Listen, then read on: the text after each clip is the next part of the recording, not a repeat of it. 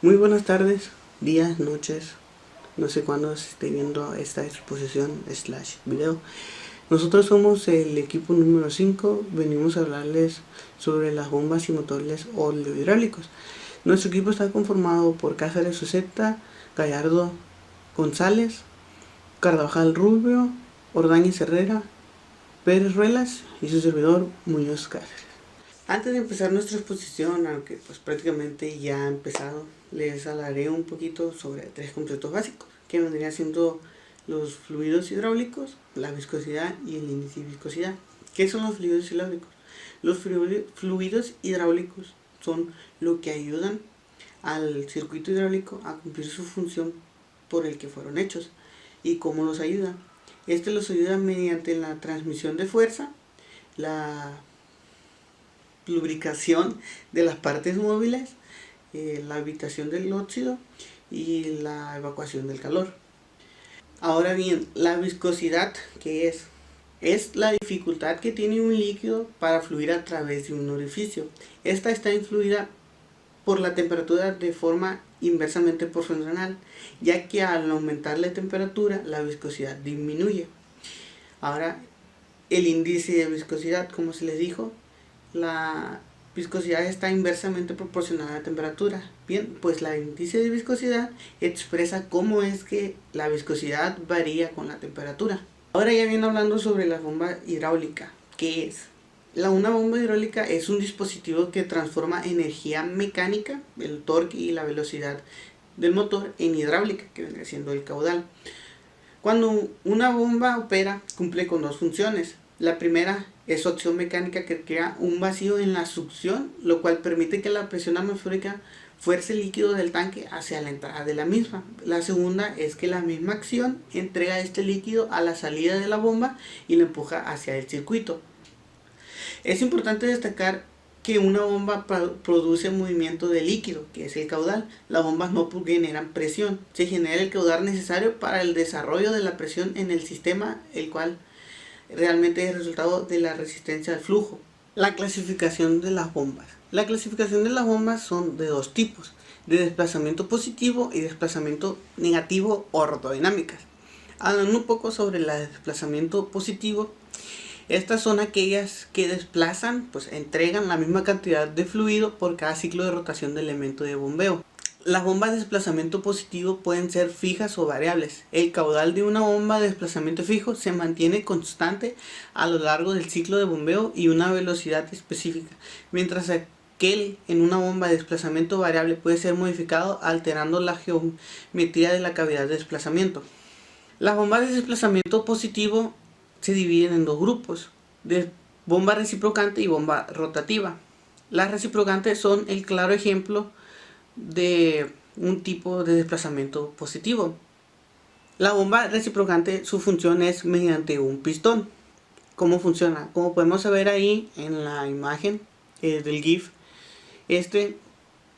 con el motor mueve el pistón, lo que hace que al momento de que entra el pistón crea un vacío, jalando el elemento verde, lo jala para que así entre el fluido, y al momento de que el pistón sale, empuja el fluido y hace que salga mediante empujando el objeto naranja. Y otro ejemplo de desplazamiento positivo son las bombas rotativas. Estas funcionan mediante dos ejes. Hay diferentes tipos de bombas rotativas. Aquí hay un ejemplo. Estas hacen que mediante dos ejes empujan el fluido o lo que estén haciendo. Al momento de que van girando, lo comprimen y salen con la presión necesaria que es necesaria para el circuito. Sobre estos ejemplos de bombas reciprocantes o bombas rotativas se va a hablar más adelante mediante la exposición. Esto solo fue una breve introducción a lo que se va a ver en esta exposición. Buenas, mi nombre es Edson Ordóñez y yo voy a hablar de algunos tipos de bombas hidráulicas. Entre ellas son las bombas de engranajes externos, bombas de engranajes internos, bombas de pistones rotatorios y bombas de tipo tornillo. Para empezar voy a hablar acerca de las bombas de engranajes externos. Estas bombas suelen ser de engranajes rectos, helicoidales o bihelicoidales. Los engranajes rectos son los más fáciles de maquinar y son los más comúnmente usados. Los helicoidales y bihelicoidales son más caros, pero estos ofrecen un mejor trabajo. Aquí, como se puede apreciar en esta imagen, se muestra el trabajo de este tipo de bomba. Aquí se ve donde entra el flujo y se nota que los engranes giran en sentido contrario uno del otro. Y a la hora de estar girando, el fluido entra a través de lo que es la separación o cavidad que hay entre los dientes del engranaje. Y esto es guiado a través o forzado a pasar por lo que es la pared de la cámara de bombeo hasta ser empujado a la salida de tal. Ahora les diré algunas características de este tipo de bombas. Una de ellas es que su máxima capacidad es de 45 metros cúbicos por hora. Tiene su presión máxima de trabajo son 170 bares. Tiene un rango de viscosidad de 1 a 250.000 centistop. Y rango de temperatura de trabajo es de menos 40 grados Celsius a 230 grados Celsius. Ahora les mostraré un video donde explica o se ve mejor la forma de trabajo de este tipo de bombas.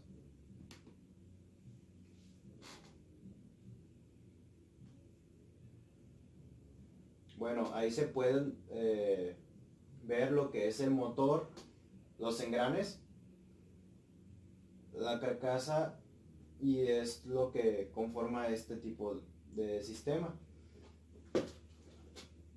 Se puede ver cómo entra el fluido y a la hora de estar girando en sentido contrario, el fluido entra a través de las cavidades del engranaje y este es guiado por la pared de la cámara de bombeo hasta ser forzado a salir por la salida de tal.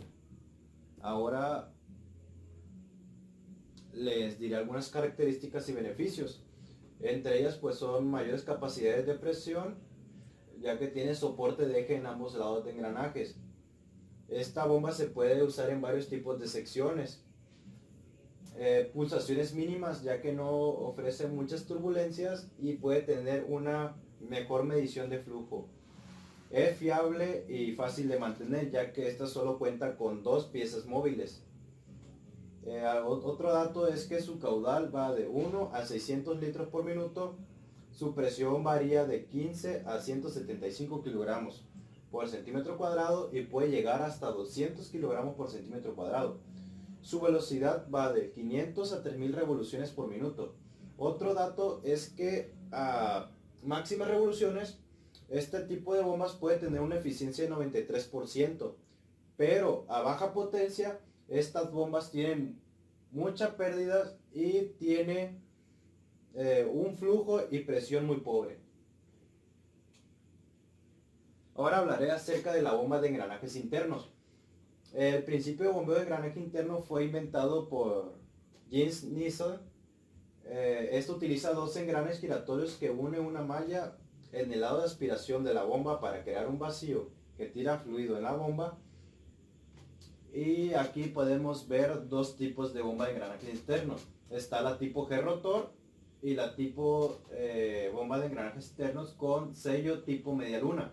Lo que hace este sello es sellar herméticamente esta parte, y aparte de que una de las piezas está suelta y la otra está sujeta al eje.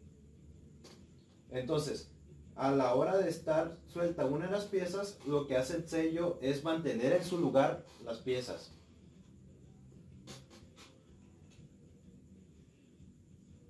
Ahora aquí se muestra en esta imagen un poco más detallado el movimiento de lo que es el funcionamiento de este tipo de bomba de engranaje interno con sello tipo media luna.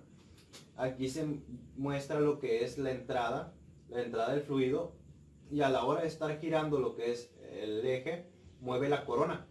Y a la hora de estar moviendo la corona, estos se van separando y va creando cavidades donde entra el fluido.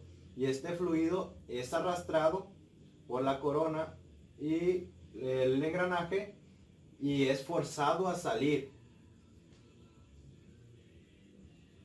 Ahora se mostrará un video donde se ve el funcionamiento de este tipo de bomba.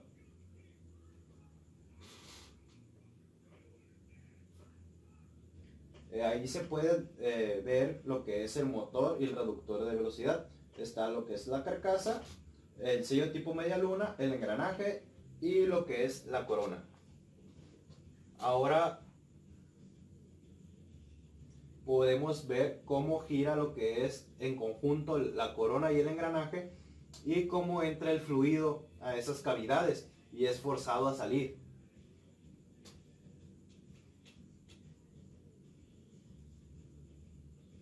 Ahora les diré algunas características de este tipo de bombas. Entre ellas pues es que su máxima capacidad es de 365 metros cúbicos por hora, tiene una presión máxima de 17 bares, un rango de viscosidad de 1 a 440.000 centistock y rango de temperatura de menos 85 grados Celsius a 430 grados Celsius o más. Otras características y beneficios es que es fiable y fácil de mantener, ya que solamente tiene dos piezas móviles y estas son de rápida reparación. Liquidación final ajustable, eso quiere decir que puede ajustarse a viscosidades altas o bajas o temperaturas altas o bajas. Eso es para compensar el desgaste con el tiempo. Pulsaciones mínimas, igual que en el otro, esto es para mejorar la medición del flujo. Mayor poder de aspiración, es cierto, tiene mayor poder de aspiración que la bomba de engranaje externo. Es de mantenimiento sencillo y rápido. Este tipo de bomba cuenta con una válvula de seguridad integrada que permite la protección del circuito y capacidad de transportar productos de alta viscosidad. Ahora algunos tipos de aplicaciones de este tipo de bombas. Estas se pueden aplicar en procesos de ultrafiltración, sistema de lubricación, circulación de cierres mecánicos dobles, inyección de tinta, sistemas de refrigeración, dosificación en caudal continuo y equipos de osmosis inversa. Ahora aquí les mostraré lo que es la bomba tipo G-rotor. No difiere mucho de engranaje interno con sello de media luna, solo que aquí lo único que falta es el sello. Entonces es el mismo sistema de que va girando y va generando cavidades, y dentro de esas cavidades es donde entra el fluido y de ahí va siendo forzado hasta llegar a su salida. Bueno, aquí es donde se muestra un GIF del funcionamiento de este tipo de bomba. Aquí es donde entra el fluido y aquí es llevado hasta su salida. Otra cosa, el engranaje central siempre va a tener un diente menos que la corona o que el engranaje exterior. Eso es por las distinciones de tamaños. Ahora vamos a ver lo que es la bomba de pistón rotativo. Este tipo de bomba de pistón rotativo no es muy diferente a la bomba de engranaje externo. Solamente que aquí es por este tipo de, digamos, de paletas o lóbulos. Y esto gira igual que lo que es de la bomba de engranaje externo, pero aquí tiene mayor eficiencia ya que están mejor selladas las cámaras. Y aquí se puede ver por donde entra el fluido. Entra el fluido y este es forzado a salir. A ver. Bueno, algunas características de este tipo de bomba es que es autoaspirante hasta 8 metros de profundidad, presión de impulsión hasta 8 bar, caudal proporcional al número de revoluciones, gran rendimiento en relación a la potencia, posibilidad de giro en ambos sentidos, ya que tiene flujo reversible, y posibilidad de funcionamiento en seco. Aquí se muestra un GIF de cómo es su funcionamiento. Aquí se ven que están girando los lóbulos o paletas y atrapan lo que es el fluido, y este es guiado entre las paredes de la cámara y forzado a salir. Ahora hablaré acerca de las bombas de tipo tornillo. De las bombas de tipo tornillo puede haber de 3 tipos. Es de 1 tornillo, 2 tornillos o 3 tornillos. Esta bomba de tipo tornillo es de tipo axial, ya que el fluido va por lo que es el eje. Y esta no difiere su funcionamiento al de un compresor, a un compresor de rotativo, perdón. Bueno, aquí como he dicho son de flujo axial, muy similar a la operación de un compresor rotativo. Esto puede ser, como dije, de 1, 2 o 3 tornillos. Las medidas son muy exigentes, ya que esto es para no tener pérdidas. Y aparte de que no hay contacto entre lo que son las piezas de este tipo de bomba. El flujo entregado se mueve linealmente. Este tipo de bomba lo que hace es que el flujo lo mueve por medio del eje y no de forma rotacional.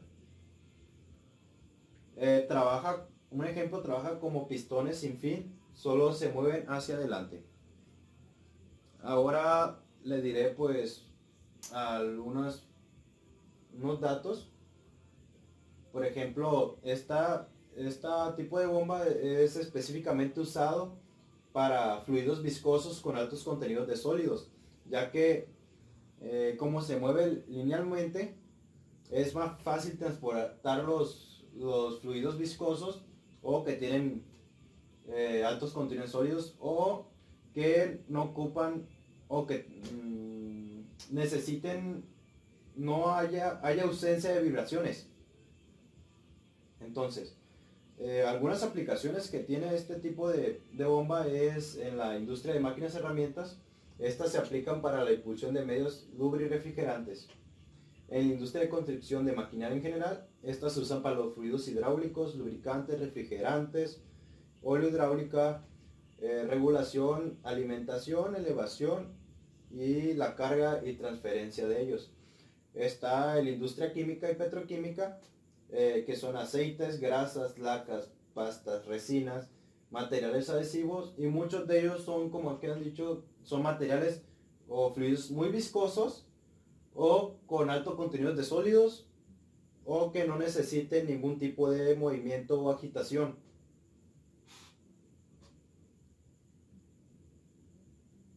Bueno, aquí un video donde se muestra el funcionamiento de este tipo de bomba.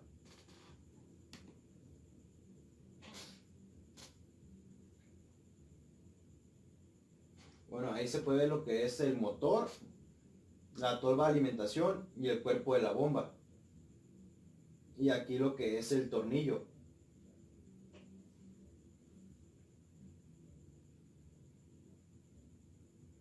Entonces, en la tolva de alimentación se suelta lo que es el fluido o los sólidos, y este va girando y va inyectando el fluido hasta la salida. Ahora les mostraré otro video, pero este es una bomba de 3 tornillos. Bueno, ese es el tipo de bomba. Ahí es donde entra el fluido, y el fluido es dirigido a lo que es el eje central, y este, a la hora de estar girando, es empujado y forzado a salir.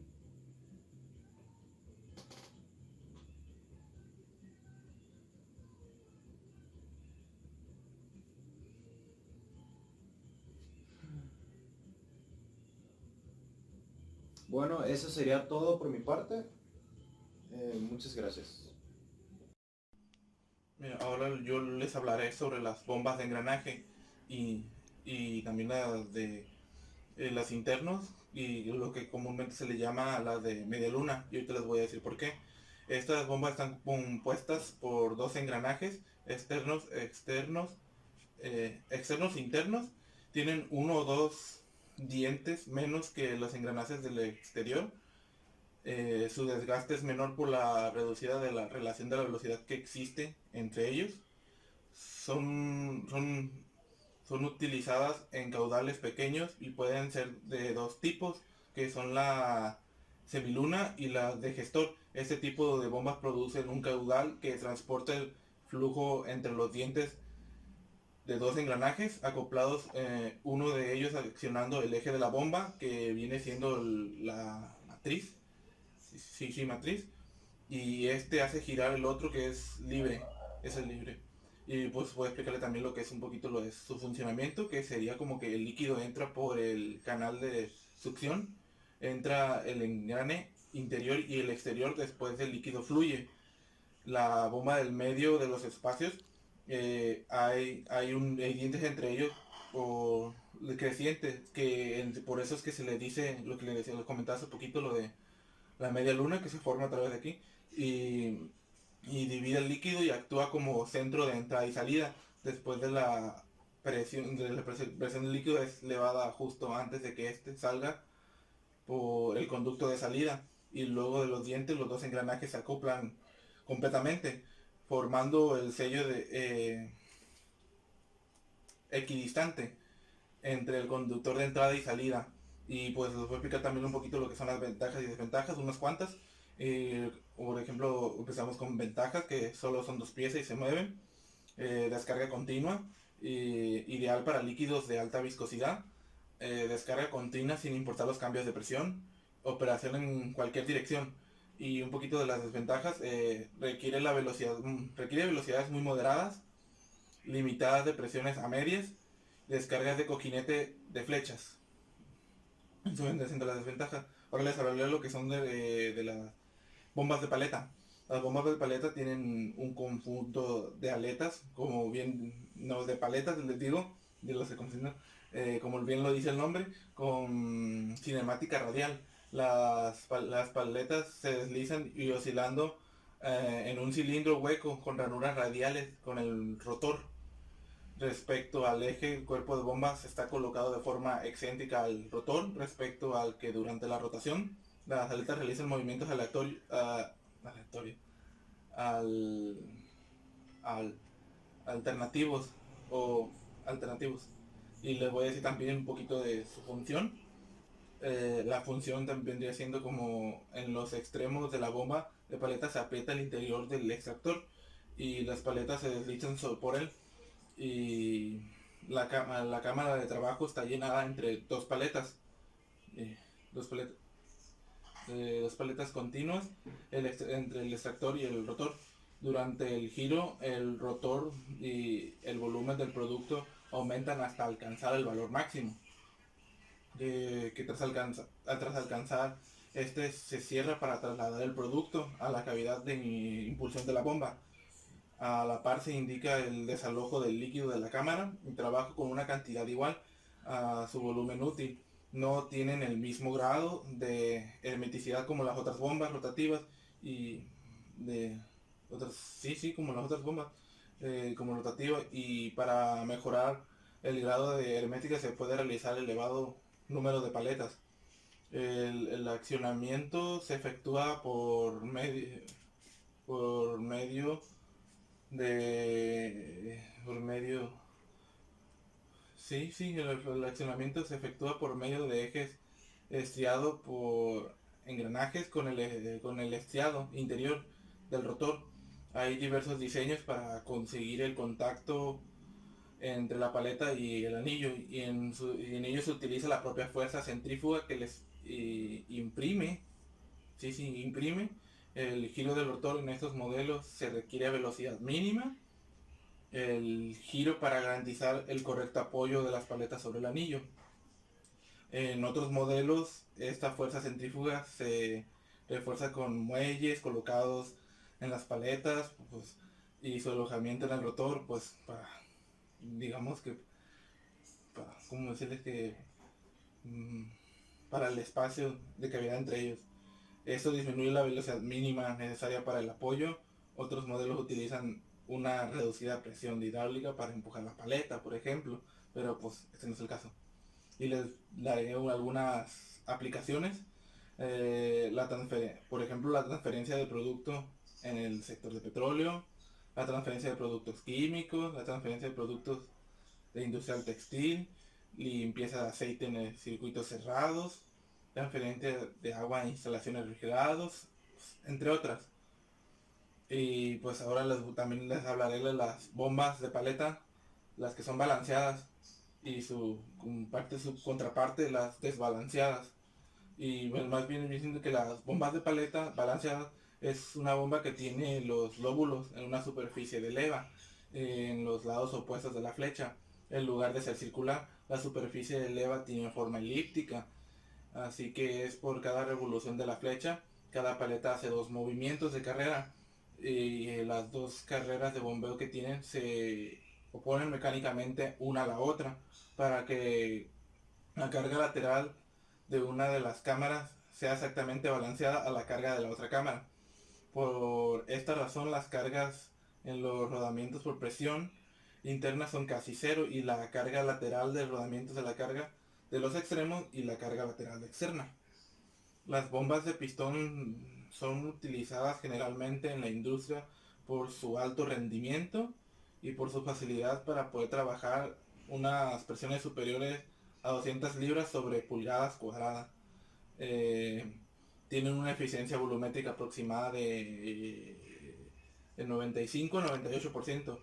Y también les diré un poco de características, que sería, por ejemplo, una de ellas es el bombeo de productos particulares y sensibles a esfuerzos de sillazas, manejo de frutas y verduras enteras, hojas, rodajas, frutos, entre otros, diseño higiénico, temperatura de trabajo pues viene siendo entre los 120 grados o más según el diseño, y trabajo en el vacío.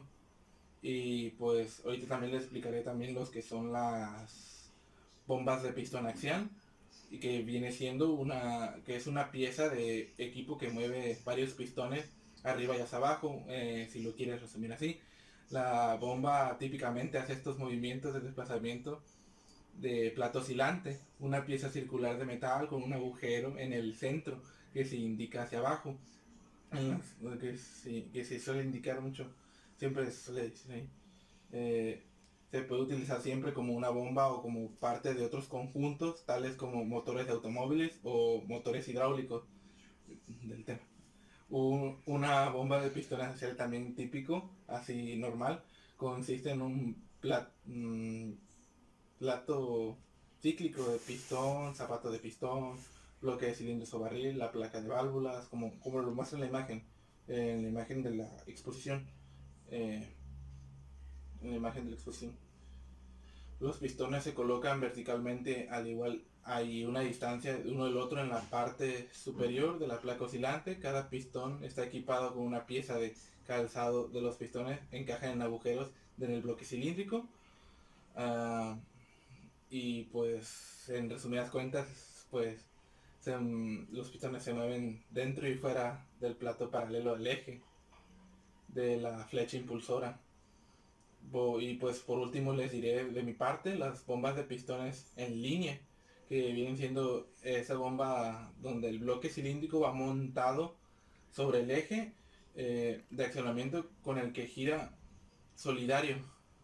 Los pistones se mueven dentro de las correspondientes perforaciones del bloque cilíndrico paralelos del eje longitudinal del mismo, y las cabezas de los pistones se apoyan sobre una placa inclinada que se llama placa oscilante. Y eso es todo de mi parte. Bombas de eje inclinado. Las bombas de eje inclinado tienen el plano de rotación en un ángulo diferente al eje que se encuentra en el plato de control. En el plato de control, los pernos de los cilindros tienen la misma distancia y este plato que está en un ángulo de 90 grados con respecto al eje. Y al estar inclinado el plano de rotación hace que los cilindros puedan extraer y expulsar el aceite hacia los puertos de entrada y salida, que están unidos al plano de rotación.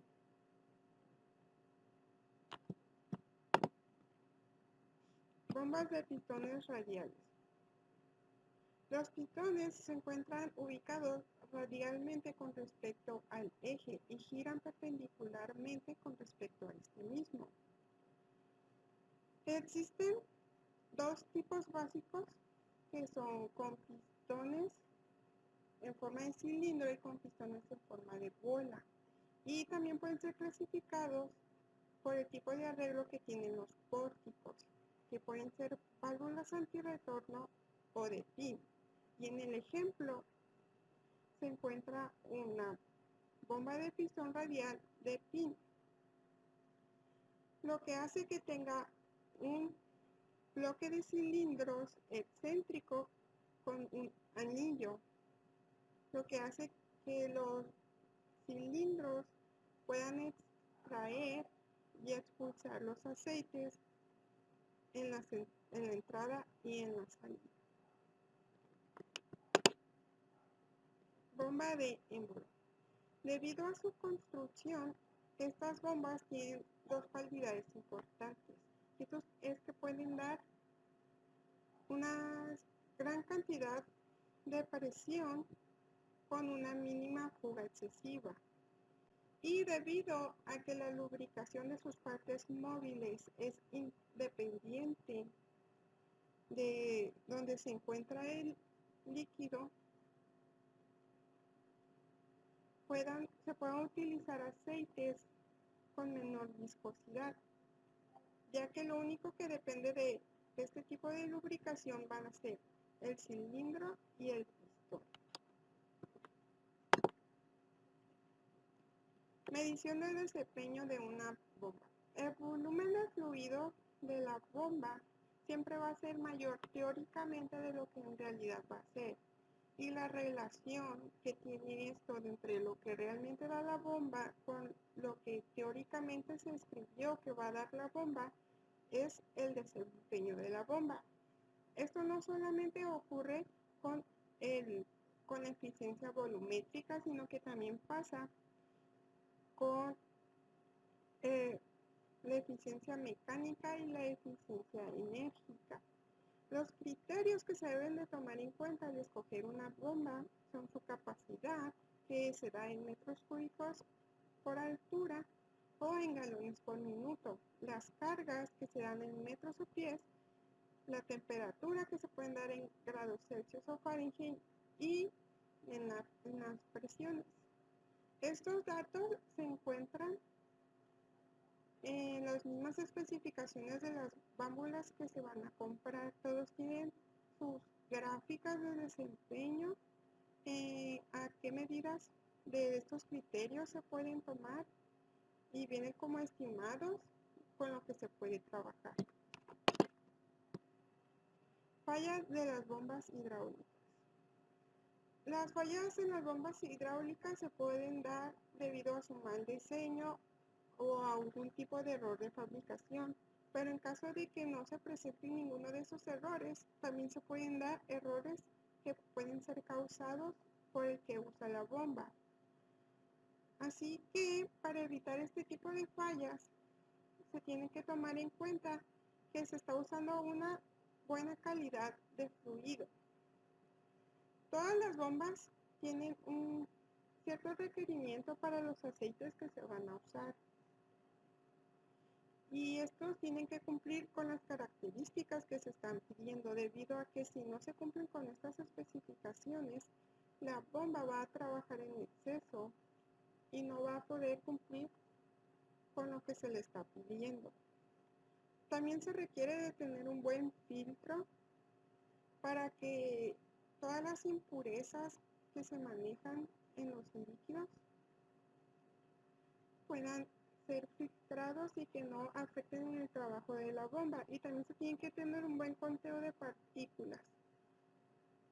ya que pues las bombas manejan cierta cantidad de partículas y también estas pueden venir siendo partículas que no se filtraron bien, pueden ser minerales y todo eso. También se debe de tomar en cuenta de que la bomba no puede permitirse fallar debido a que las bombas tienden a ser lo más costoso en un circuito hidráulico.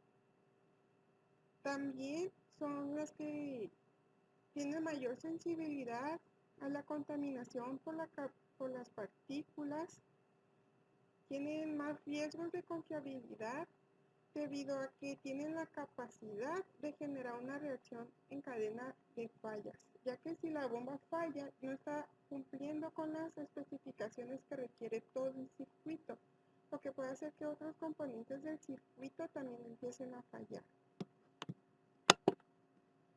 Motores hidráulicos. Los motores hidráulicos transforman energía cinética del fluido en energía mecánica rotativa, lo cual generalmente es aplicada en una carga mediante un eje. Los motores hidráulicos necesitan tener una buena capacidad de soportar presión en sus paredes, ya que se manejan fluidos incomprensibles. Y estos pueden generar mayor presión que fluidos comprensibles. Buenas tardes, yo soy Ulises Francisco Cáceres Uceta. Primeramente quiero hablar sobre unas terminologías para entender las siguientes diapositivas que se van a presentar. Primeramente aquí yo tengo que lo que es el desplazamiento del motor. ¿A qué se refiere? Se refiere al volumen del fluido para poder rotar el motor. Esto se mide en pies cúbicos y en centímetros cúbicos. Tenemos dos formas de deslizamiento, uno que es fijo y otro variable. El fijo entrega un torque constante, mientras que el variable es un cambio, es una modificación en el caudal para que esto haga una relación de velocidad-torque. ¿Esto qué implica que tenga esto? Que podemos aprovechar mejor el motor. Podemos aprovechar mejor el motor. El siguiente es el torque de salida. Este se refiere a una relación de presión del sistema con el deslizamiento que habíamos hablado anteriormente. El siguiente es el par de arranque, es el torque requerido para poder romper las cargas estacionarias, es decir, para que un cuerpo en reposo se pueda mover. El siguiente es el torque de operación. Este es el torque requerido para que el motor tenga un movimiento constante. Normalmente este torque es un poquito más elevado que el par de arranque, porque este lo obliga a tener una velocidad constante. El siguiente es el torque de arranque. Este más específicamente viene sobre el motor en sí, porque es la capacidad del motor para mover cargas. Y el siguiente es el rizado de par o torque. ¿Qué significa? Es como una diferencia o una media entre la velocidad máxima y mínima que puede manejar el motor. ¿Qué es la velocidad máxima que puede manejar el motor? Es la velocidad más alta que puede manejar el motor sin tener la preocupación de que se vaya a dañar. Pero esto no se recomienda que lo uses muy a menudo o muy constante, debido a que a largo plazo sí lo puedes dañar y hasta dejarlo inservible. La velocidad mínima. La velocidad mínima es la velocidad la velocidad más lenta que puede manejar un motor. El siguiente es el deslizamiento, que es decir, es la fuga. Es decir, que el fluido entra al motor y el motor no se mueve. Esto es una pérdida. El siguiente es la aspiración. Esto es se le llama cuando el motor toma aire. A la siguiente diapositiva vamos a hablar sobre los motores de engranaje, pero primeramente quisiera aclarar la duda de que la diferencia entre una bomba y un motor de un motor hidráulicos, porque es muy similar los dos. La diferencia que tienen es que el motor hidráulico convierte energía hidráulica en energía mecánica y la bomba hidráulica convierte la energía mecánica en energía hidráulica. Ahora sí podemos ir a empezar lo que es el motor de engranaje externo. El motor de engranaje externo consiste en que tiene dos engranajes del mismo tamaño. Uno lo llamado principal, es el que hace el movimiento. Normalmente el siguiente que lo sigue normalmente lo llaman como engranaje loco porque nomás gira. Aquí la presión hidráulica entra por abajo y como ves siempre las presiones siempre se mueven por donde menos haya resistencia. Por eso por eso se mueven por la carcasa. Hace el trabajo y ya salen a baja presión. Tenemos que considerar que las tolerancias de engranaje, las tolerancias de engranaje y carcasa, esto mejora mucho el nivel de la fuga interna y aumenta la eficiencia. Para saber cuánto maneja este motor de torque, prácticamente es decir que el torque es igual a la presión en un diente. Esto es lo que maneja. Y ya viendo la imagen, ahí está el GIF, cómo se mueve la presión. El rojo es la presión hidráulica. La siguiente diapositiva hablamos sobre el motor de engranaje externo. Tiene la característica de que es de cilindro fija, de alta presión, de gran velocidad. La velocidad de rotación mínima que puede manejar este motor es de 350 revoluciones por minuto y lo máximo son de 5000 revoluciones por minuto. Las presiones que puede manejar este motor es 220, 230, 250 bares. La cilindrada mínima que puede manejar es de 3 centímetros cúbicos y la máxima la podemos encontrar de 7 centímetros cúbicos. Aquí empezamos con los motores de engranaje interno. El primero que tengo yo aquí es el generator de acople directo. Normalmente los engranajes aquí tienen el nombre de hembra y macho. Aquí un engranaje el hembra es el interno y el macho es el que está afuera. Aquí el engranaje interno tiene un diente menos que el engranaje externo. Y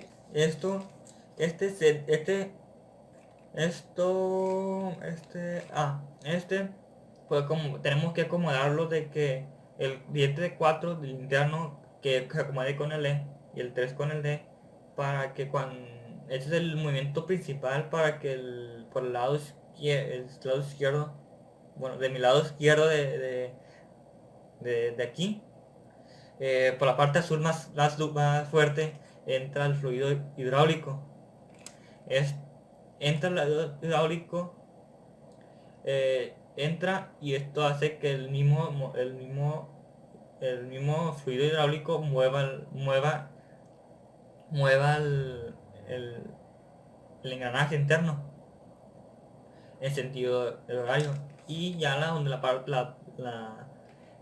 parte azul clara es donde ya baja la presión. Antes de esto tenemos que considerar que el engranaje interno tiene que estar siempre, es como algo necesario que tiene que tener siempre, de que tiene que estar siempre en contacto con el externo. El siguiente es el motor generator orbitator. Es otro motor de engranaje interno. Esto tiene un set de engranaje par, un acople, un eje y un conmutador. Que es un conmutador? Es el que cambia el camino, o muchos también lo pueden llamar como plato de distribución. El engranaje en la parte externa, no se puede mover, es estacionario. El único que aquí se mueve es el interno. Y este tiene un diente. El interno tiene un diente menos que el externo. Esto cuando giran el conmutador gira a la misma velocidad que rueda el engranaje interno. Provoca provoca el trabajo de la presión. Aquí en la parte, en lo que es el GIF, es que entra la parte azul del GIF, es que ahí entra la presión hidráulica, y ya la parte naranja es cuando ya hace el trabajo y sale por el naranja. El siguiente es el motor de Generator de paletas. Este es muy similar al anterior, pero tiene una peculiaridad de es de que tiene unas paletas rotativas. ¿En qué puede dar estas paletas rotativas? En que no tenga contacto directo el motor con el estator. Esto lo ayuda a usarse mucho en la hidrostática, y puede reducir mucho el desgaste. Aquí en la siguiente diapositiva tenemos lo que es una tecnología orbital, un motor orbital. Lo que dice que el par mínimo es de 0 Nm, máximo de 548 Nm. La velocidad de rotación mínima es de 0 revoluciones por minuto y la máxima de 800 revoluciones por minuto. La presión mínima es de 0 psi y máximo de 2000 psi. La cilindrada mínimo que puede manejar es de 41 centímetros cúbicos y máximo 44 centímetros cúbicos. En este motor podemos ver que varía en cómo lo maneja cómo lo maneja. Es debido a que este motor es de otra marca. Para el siguiente es el motor de paleta. Este es muy, se puede decir que es algo complicado. Es decir, el motor de paleta es a medida que las paletas impulsadoras giran, el fluido entra en la bomba, en las cámaras de bombeo, y formados por las paletas, que presionadas por un muelle y accionadas por una fuerza centrífuga, y la presión hidráulica se ajusta a las paredes de la caja y la forma centrífuga excéntrica de la leva. Las cámaras y las paletas impulsan el fluido adentro de las bolsas, y esto hace que el rotor y las placas laterales, las paletas, empujen el fluido al otro lado y salga por el orificio de descarga. Aquí tengo un GIF de cómo en la parte azul más fuerte entra la presión hidráulica, pero aquí en el GIF lo maneja lo tiene muy redondo, y este motor no es exactamente redondo, es como un óvalo. Esto hace que cuando el motor se mueva, cuando entra la presión hidráulica,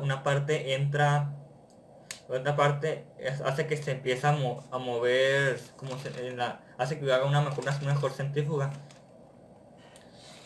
Por el otro lado tengo lo que es lo que es un motor de paleta, como se ve externamente. Al siguiente lado lo que tengo es un motor de paleta, pero ya un poco abierto, viendo los componentes que tienen. Arriba puse los componentes de un motor de paleta. La parte roja en el centro son las levas. Los verdes son las paletas, y la parte naranja al siguiente es la parte azul, es el rotor del motor de paleta. Donde dice in es ahí donde entra, y out donde sale. En la siguiente diapositiva tenemos lo que es un motor de paletas. Maneja que dice que tiene una velocidad de rotación mínima de 0 revoluciones por minuto y máxima de 2000 revoluciones por minuto, y la presión mínima de 0 psi y máximo de 3000 psi. Tiene una única cilindrada que es de 8 milímetros. Para terminar la exposición, yo diré los últimos puntos del tema.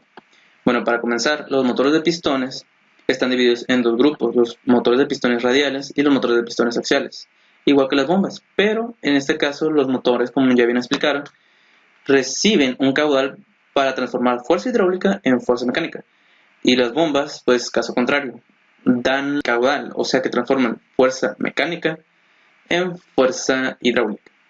Bueno, los motores de pistones radiales tienen un barrilete o cilindro unido al eje. El mismo contiene número de pistones que reciprocan en cavidades radiales. El lado externo de los pistones se apoya sobre un anillo impulsor. El flujo a presión ingresa a través de un pin ubicado en el centro del cilindro para accionar pistones hacia afuera. Estos son entonces presionados contra el anillo impulsor y las fuerzas reactivas generan rotación en el barrilete. Bueno, pues como se puede ver en el GIF, el barrilete es lo verde y el pin distribuidor y el anillo impulsor está en el centro.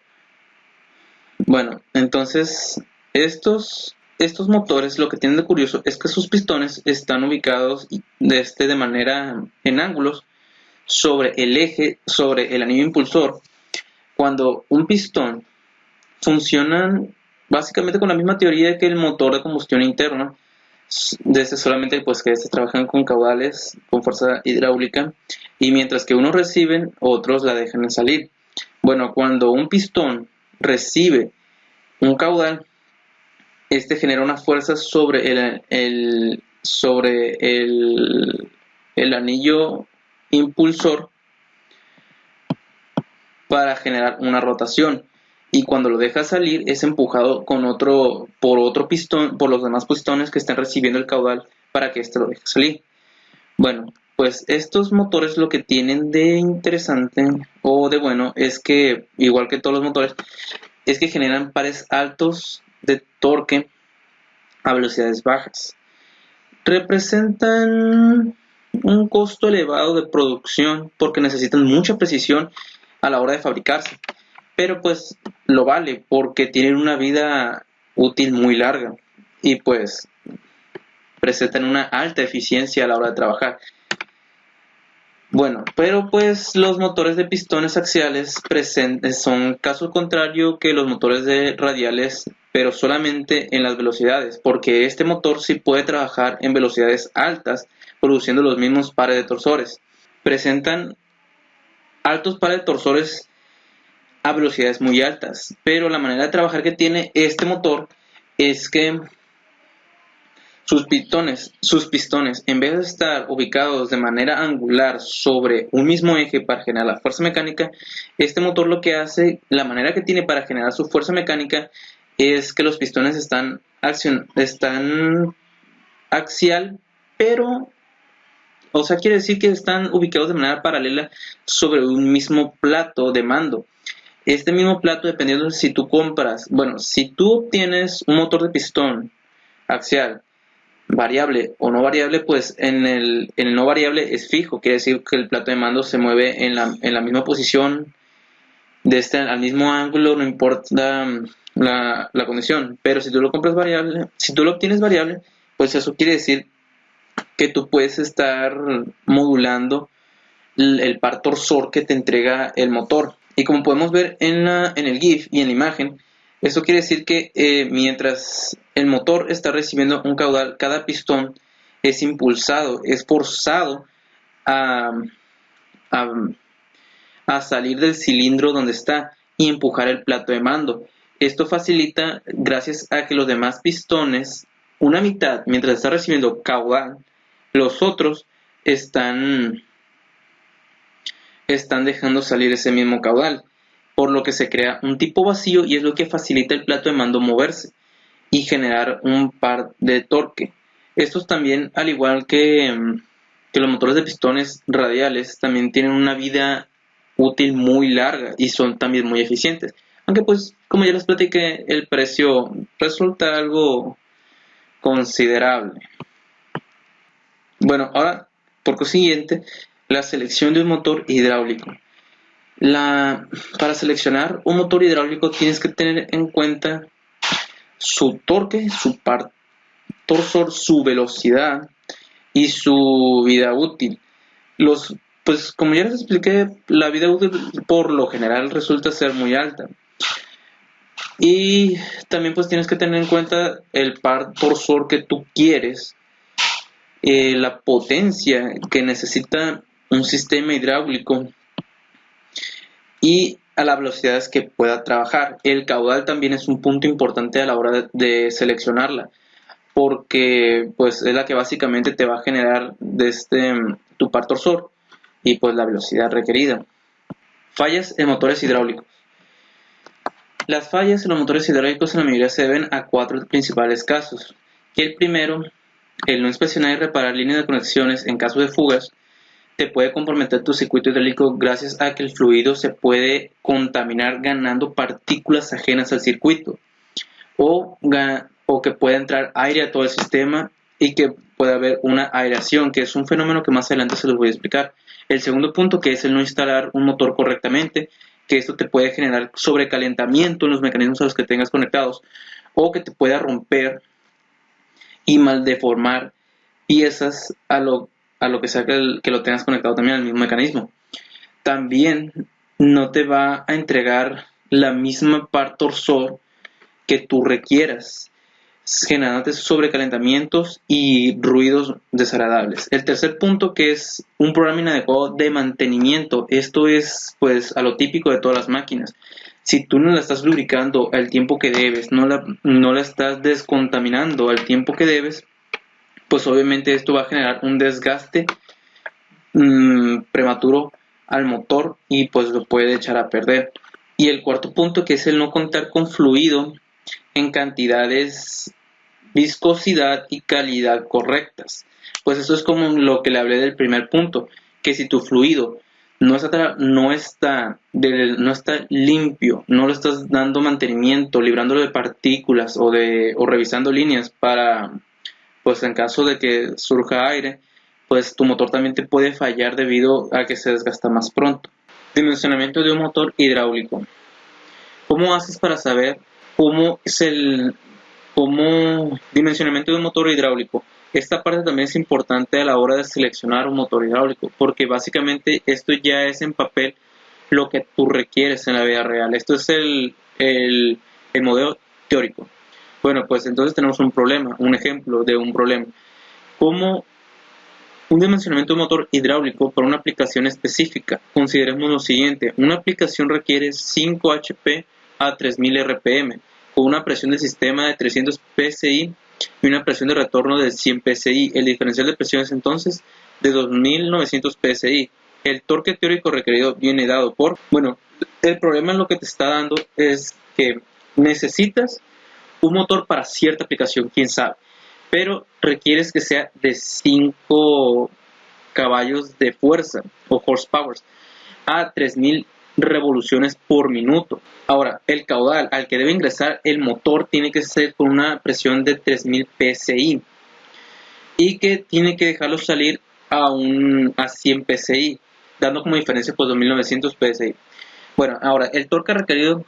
Ahora, para pasar a calcular el torque, la fórmula ahí está, que es T es igual a 63.025, que es un coeficiente que ya viene dado por la fórmula, por los HP que tú requieras entre N. Bueno, ¿qué significa cada cosa? Bueno, T es el torque que está dado en unidades de libras por pulgadas. No es por ni es centes, son libras por cada pulgada. Y la N es la velocidad RPM que tú requieras que tenga el motor. Para las condiciones de arriba indica que el torque resultante es de 105 libras sobre pulgadas. Esto ya es calculado por los caballos, por los horsepowers que te dan y los 3000 RPM que tú ya necesitas para tu motor, que son datos que tú ya sabes. Ahora, el desplazamiento del motor se calcula con D es igual a 2pi por T entre el delta P sobre EM, donde D es el desplazamiento en centímetros cúbicos sobre revolución y la delta P es la presión diferencial de PSI, que son lo de 3000 y 100 PSI a la que entra y a la que sale, como ven. Y LM es la eficiencia mecánica en porcentaje. Esto pues te va a decir cuánta fuerza mecánica te está entregando tu motor, o qué tan eficiente es para convertir la fuerza hidráulica en fuerza mecánica. Ahora, si la eficiencia mecánica es del 88%, entonces tu desplazamiento resulta de 0.258 cubic, que es una unidad de distancia para el fluido, pulgadas sobre revoluciones. Para calcular el caudal requerido, o sea, el caudal que tú necesitas que entre, pero en volumen, tenemos que Q es igual a D, que es el desplazamiento, por N, que son las revoluciones que ya vimos, entre 231, que es un coeficiente que ya tiene la fórmula, por el EB, que es el EB, y el Q. Bueno, el Q es el caudal en galones por minuto, y el EB es la eficiencia volumétrica en porcentaje, que es lo que, pues, qué tanto se está aprovechando ese caudal que está entrando y el caudal que está saliendo. Eso pues en porcentaje. Y así de esta manera ya puedes saber. Y si la eficiencia volumétrica es del 93%, ese es un factor característico de acuerdo al tipo de motor seleccionado, generalmente disponible por parte del fabricante. Entonces el caudal Q es de 6.6 galones por minuto. Pues esto básicamente ya te está dando condiciones. Que primero, la eficiencia mecánica es del 88%, y que tu desplazamiento, por tanto, entonces es de 0.258 cubic pulgadas sobre revoluciones. Ahora, la otra condición es que te están dando que la eficiencia volumétrica es del 93%, por ende tu caudal requerido es de 3.6 galones por minuto, que tú le tienes que estar entregando a tu motor para que te dé ese desplazamiento. Ahora, las simbologías. En motores se representa con un círculo con triangulitos que están de forma, digamos, como que metidas, que indica que el caudal está entrando. Si tiene dos triangulitos por arriba y por debajo, esto quiere decir que el motor es reversible, que tú puedes cambiar la entrada del caudal y que es la dirección en la que te puede dar, sentido horario o sentido antihorario. Pero en cambio, si tú tienes un triangulito, eso quiere decir que el motor únicamente te acepta el caudal en una sola dirección y te puede estar girando solamente en sentido horario o en sentido antihorario, solamente uno de los dos. En cambio, si tiene el circulito, pero con el triangulito metido y una flecha atravesada, eso quiere decir que el motor es regulable, pero en igual caso solo te acepta el caudal. En caso de que tenga la flecha atravesada en un círculo con dos triángulos, esto quiere decir también que el motor puede girar en ambos sentidos con un ajuste de regularización, o sea, que tú puedes modular que tú puedes regular el motor. Ahora, las bombas. Es lo mismo que los motores, solamente que el triangulito está invertido. Esto quiere decir que te están entregando caudal en una sola dirección, si tienen un solo triangulito. Si tienen la flecha atravesada, también puedes regular el caudal al que te está entregando. Ahora, para el caso de las bombas, es lo mismo que en el caso de los motores. Son círculos que también tienen triangulitos, pero invertidos. Si solamente tienen uno, significa que la bomba solo te va a entregar caudal en una sola dirección. Si tienen la flecha atravesada, te quiere decir que puedes regular ese caudal. Y si tienen los dos triangulitos, te pueden entregar caudal en ambas direcciones, y que aparte, si tienen la flecha atravesada, pues tú la puedes regular. Problemas generales en bombas y motores hidráulicos. Esto es lo que ya les estaba explicando en las fallas comunes que tienen los motores. Pero en este caso les voy a hablar tanto de bombas como motores. Son problemas generales que se pueden dar. Ahora, la primera, que es la cavitación. La cavitación es un fenómeno físico que ocurre cuando un líquido en determinadas condiciones pasa a estado gaseoso y por unos instantes vuelve a estado líquido. Libera gases que se encontraban disueltos y se forman burbujas. Este fenómeno resulta un tanto difícil de controlar en circuitos hidráulicos, ya que tú necesitas regular en ciertas ocasiones el caudal tanto en motores como en bombas. Entonces esto representa la cavitación por consecuencia y no lo puedes evitar, debido a que si tú estrangulas un caudal, eso significa que en un determinado momento va a regresar al volumen que se requiere. Y como ya experimentó una estrangulación, eso quiere decir una compresión del caudal, pero del líquido, Eso quiere decir que el caudal es forzado a entrar de más, pero cuando el caudal quiere retomar el grosor por la tubería donde está después de pasar ese regulador o el elemento regulante, va a tender a rellenar cada parte de la línea por donde está viajando, debido a que pues se crea un vacío.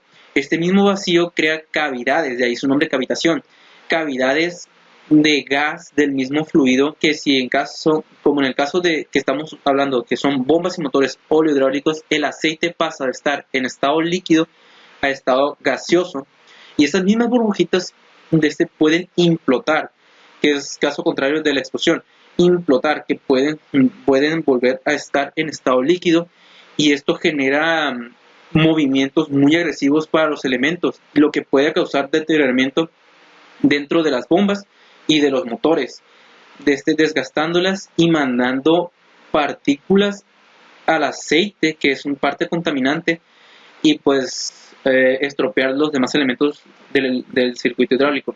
Ahora, la aireación en hidráulica es la mezcla con aire con el aceite. Consiste en proceso en atrapar el aire, ya sea por una agitación excesiva del dispositivo o por filtraciones al aire del sistema ocasionadas por las fugas de aceite. En una bomba se producirán chirridos. Es en el mismo caso de los motores. Los chirridos se presentan en tanto motores como en bombas. Es lo que le venía diciendo también en el caso de las fallas de los motores. El aire entra, pero este aire no es... La aireación se diferencia de la cavitación. ¿Por qué? Porque el aire está entrando desde el ambiente hasta tu circuito hidráulico, entonces es un aire ajeno al fluido. Por lo tanto, puede no mezclarse o mezclarse, pero pues en dado caso ya introdujo partículas que tú no necesitas y que te pueden estropear los demás elementos de tu circuito hidráulico. En esto se diferencia la cavitación y la aireación. Para continuar con los problemas generales en bombas y motores hidráulicos, prepara un pequeño circuito hidráulico para explicar otro fenómeno aparte de la cavitación y la aireación. El otro fenómeno que les quería hablar es la sobrecarga. Aquí tenemos que en el elemento 3 es un motor y el elemento 1 es una bomba. Bueno, en la parte de motor 3 dice que es un motor que puede entrar bidireccional. Puedes hacerlo girar en ambos sentidos dependiendo de cómo ingrese el caudal. Bueno, la sobrecarga, ¿de qué manera se presenta? De manera teórica, cuando tú dejas de fluir el aceite, otro fluido hidráulico, puedes hacer que el motor gire en un sentido. En cuanto dejes de hacer fluir el líquido, tu motor se va a detener. Eso de manera teórica. De manera práctica no pasa, porque por inercia tu motor va a querer seguir hacer que fluya ese mismo aceite, de una manera que va a generar un vacío de un lado y va a recargar más aceite del otro. Esa es la sobrecarga, y se puede hacer una sobrepresión del lado de la descarga del motor. Esto te puede presentar también problemas en caso de fugas, que se puedan reventar algunas líneas, y pues esto ya se presenta en aireación y cavitación para el resto de tu circuito. Ahora, ya para terminar, las aplicaciones de las bombas. Puede ser que las principales aplicaciones de las bombas centrífugas, de la amplia variedad que hay, desde las bombas centrífugas, son un ejemplo de que son las más utilizadas gracias a sus características como un flujo suave de líquido, amplio rango de capacidad, diseño simple y fácil de instalación. Bueno, para empezar, en las plantas de desalinización de agua, se separan los minerales y las sales disueltas en el agua para que al final del proceso se pueda obtener de agua potable. Todo el proceso se lleva a cabo a través de diferentes sistemas y equipos, pero las bombas centrífugas son las encargadas de unir los procesos al ser capaz de transportar agua salada a los elementos sólidos sin que sufra daño o desgaste severo. La industria minera es otra aplicación a la que se le puede dar este mismo tipo de bombas. A diferencia de las industrias, las bombas centrífugas en la minería son modificadas para producir espuma que ayuda a la separación y manejo de algunos minerales. También es utilizada para el transporte de lodos y líquidos que se acumulan durante el proceso de extracción de metales. Las plantas petroquímicas, en este caso las bombas, son fabricadas con materiales que pueden resistir condiciones extremas de presiones y materiales. Son utilizadas para la extracción de hidrocarburos que contengan diferentes compuestos sólidos, además de un elemento corrosivo que afecta a otro tipo de bombas, como el desplazamiento positivo. Y por último, la aplicación en distribuciones de agua potable y residual, que esto ya es lo que más podemos estar en cercanía. Es uno de los usos más comunes de estas bombas. Su diseño e instalación sencilla permite el manejo del flujo y caudal de agua potable para enviarlas a la red de distribución a la presión adecuada para la que llegue a todos los puntos necesarios. También son utilizados en los sistemas de agua residual que suelen contener residuos sólidos que afectan las operaciones de otras bombas de agua. En el caso de las bombas oleohidráulicas, se utilizan mucho para complementar circuitos hidráulicos dentro de maquinarias pesadas, como por ejemplo pueden ser las retroexcavadoras, por ejemplo, que pues simplemente son encargadas de suministrar suficiente caudal al motor para que pueda ejercer el par motor necesario. Pero para eso vamos a hablar de la aplicación de los motores en este mismo ámbito. Los motores hidráulicos se pueden usar desde suspensiones para autos ajustables y máquinas de construcción hasta ascensores y animatrónicos. Los usos son muy variados, aunque el más común es en aplicaciones industriales. Por lo general se encuentran en excavadoras y puertas de horno industriales, más en este caso, para sellar. Y en el caso de las excavadoras, pues se utilizan para generar pares torsores elevados. Las aplicaciones de los motores hidráulicos se pueden utilizar desde suspensiones para autos ajustables, maquinarias de construcción hasta ascensores y animatrónicos. Sus usos son muy variados, pero los más comunes que se pueden encontrar estas aplicaciones son, por ejemplo, en las industrias, en minería o en construcciones. En la industria se utilizan mucho en lo que son las bandas transportadoras, que estos pues tienen una infinidad de aplicaciones, tanto en industrias alimenticias como en industrias textiles. Sirven más que nada para transportar material. En caso de la minería, se utiliza más para la ejecución de pares torsores altos en las excavadoras, que se utilizan para levantar material hacia las góndolas, y también es el mismo caso para las retroexcavadoras. En casos de hornos industriales, se utilizan más que nada en sus puertas para sellarlas, debido a que estas pues pueden ejercer altas presiones. Esto es todo de mi parte. Gracias por su atención.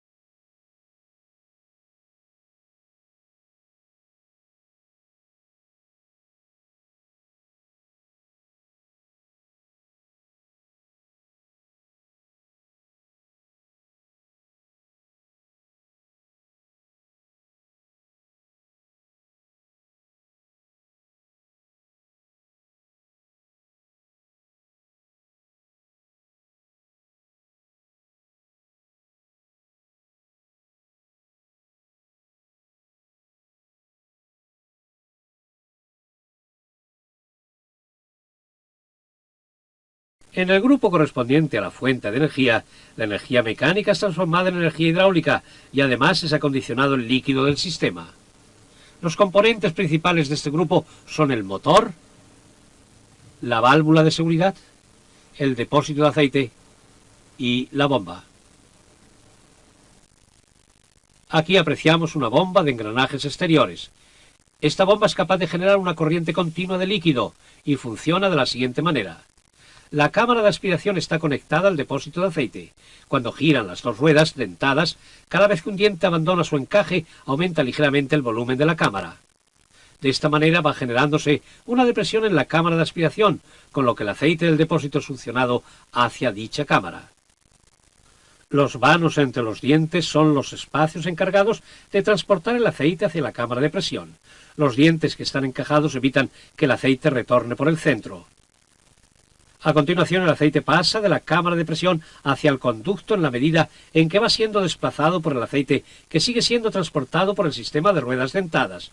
Sin embargo, en un primer término, la bomba no genera presión, sino solamente un flujo del líquido.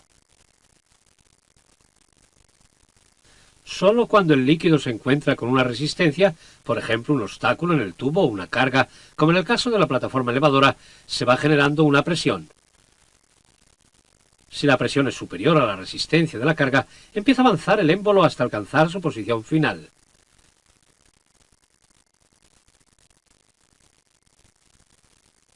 Si en estas circunstancias la bomba continúa transportando líquido y en consecuencia aumenta la presión, en algún momento se produce el evento, ya sea del tubo, de la bomba o del cilindro. Una válvula limitadora de presión se encarga de evitar este desenlace. Dicha válvula regula en función de la presión máxima de la bomba, es decir, únicamente deja libre el paso si dicha presión es máxima, con lo que el aceite es guiado nuevamente hacia el depósito. Por lo general, esas válvulas conforman una unidad con un manómetro. Esta bomba de engranajes exteriores genera un caudal volumétrico constante. En consecuencia, se trata de un sistema de bomba de caudal constante. El depósito de aceite cumple con varias funciones. En primer lugar, contiene el aceite que necesita el sistema, y además se encarga de acoger el aceite sin presión que proviene del sistema. En segundo lugar, en él se enfría el aceite. Además, en su interior también tienen que segregarse las partículas en suspensión, el agua y el aire. Para ello es necesario que el aceite esté el tiempo suficiente en el depósito. En consecuencia, este tiene que ser suficientemente grande. Antes de que el aceite fluya nuevamente del depósito hacia el sistema, pasa por un filtro, en el cual se retienen las impurezas residuales.